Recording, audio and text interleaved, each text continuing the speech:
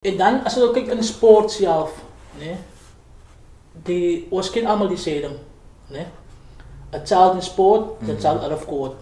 Ja, so ons het 'n paar suksesverhale by Saldanha van ouens wat in gangs was, ouens wat verslaaf was aan dwelms en hulle lewens omgedraai het. En ons is ewig dankbaar daarvoor. Ons het en die mag dalk 'n kontroversieel punt wees, maar ek dink wat ons verloor het in ons huisgesinne. Ons mans is besig om ons gesinne te val.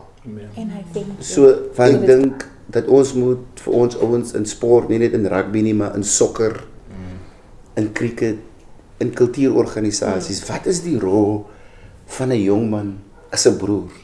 Wat is die rol van 'n jong man as 'n pa? Wat is die rol van 'n man as 'n oom? Wat is die rol van 'n man in die huis? Wat is die rol van 'n oupa? Jy weet?